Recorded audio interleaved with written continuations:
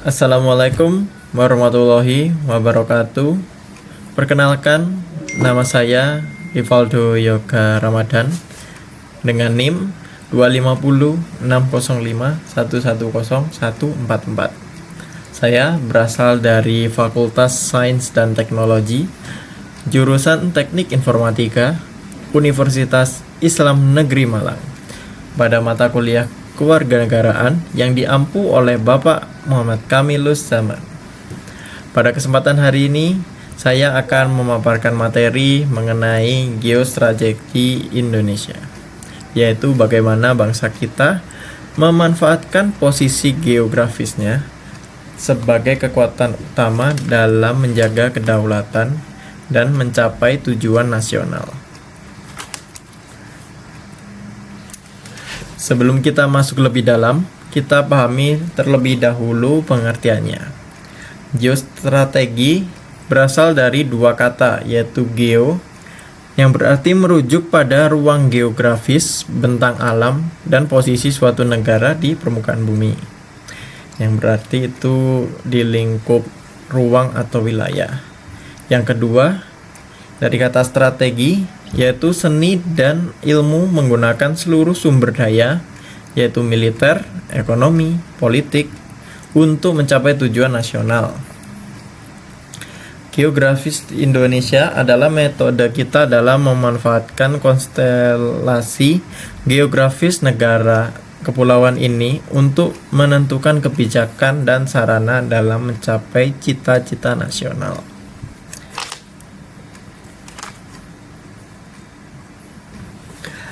Geostrategi sebagai ketahanan nasional.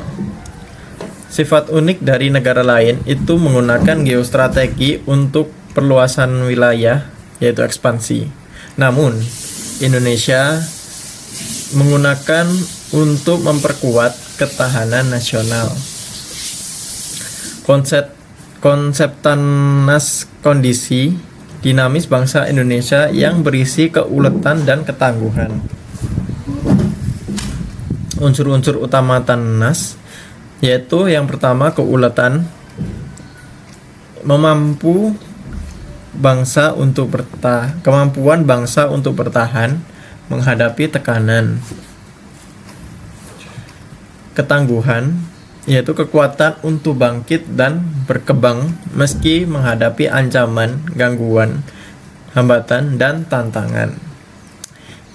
Yang keuletan itu yang berarti mampu bertahan, sedangkan yang ketangguhan adalah kemampuan untuk bangkit dan berkembang meskipun dalam tekanan. Selanjutnya, landasan strategis Indonesia. Dalam menjalankan geostrategi, Indonesia memiliki landasan yang kuat agar tetap berada di jalur yang benar.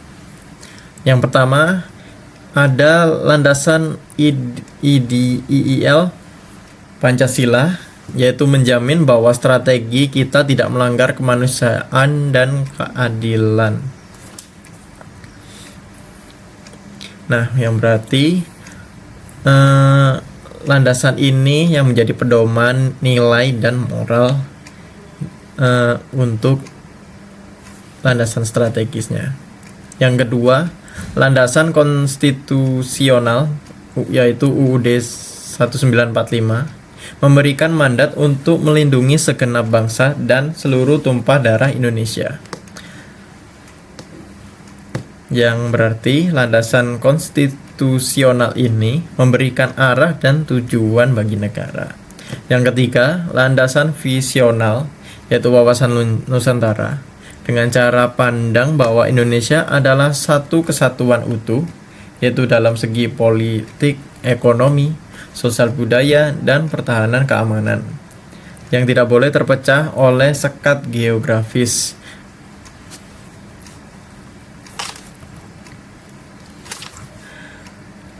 Unsur geostrategi. Untuk mencapai ketahanan yang kuat, Indonesia mengelola 8 gatra, yaitu 8 aspek. Gatra terbagi menjadi 3, yaitu ada geografi, trigatra, dari aspek statis atau alami. Yang pertama geografi, negara kepulauan dengan garis pantai terpanjang. Kekayaan alam, yaitu potensi energi dan mineral yang harus dikelola secara mandiri. Yang ketiga, kependudukan, kualitas dan kuantitas SDM sebagai modal pembangunan. Yang berarti trikatra ini bersifat statis yang meliputi geografis, kekayaan alam, dan kependudukan. Yang kedua ada pancagatra. Yang pertama dari segi ideologi, politik, ekonomi, sosial, budaya, serta pertahanan dan keamanan.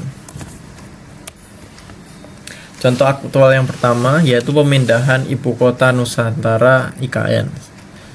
Nah, dari konteks yang awalnya, beban Jakarta terlalu berat dan posisi Jakarta yang rentan secara geografis. Langkah ini dilakukan karena Jakarta itu sudah mengalami beban yang sangat berat, baik dari segi kepadatan penduduk ataupun resiko geografis. Yang kedua, tindakan strategis memindahkan pusat pemerintahan ke Kalimantan Timur, yaitu pusat geografis Indonesia. Pemindahan ini bertujuan untuk menciptakan pusat gravitasi baru di tengah Indonesia, sehingga pembangunan menjadi lebih merata. Yang ketiga, tujuan geostrategis menciptakan titik gravitasi baru yang seperti tadi saya bilang, untuk pemerataan ekonomi dan pertahanan yang lebih dalam. Contoh aktual yang kedua yaitu kedaulatan digital dan cyber. Konteks digital di era modern, wilayah tak hanya berupa fisik, tanah atau air, tapi juga dalam ruang cyber. Tindakan pembentukan BSSN yaitu Badan Cyber dan Sandi Negara dan aturan lokalisasi data server. Tujuannya untuk melindungi data warga dan infrastruktur kritis dari serangan cyber asing yang dapat melumpuhkan sistem perbankan, energi maupun komunikasi nasional.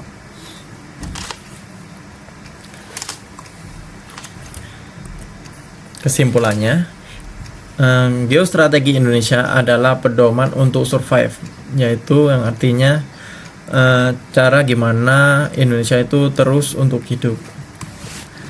Yang kedua, keberhasilan geostrategi tidak hanya bergantung pada kekuatan militer, tetapi pada kemandirian ekonomi dan persatuan sosial, yaitu ketahanan nasional.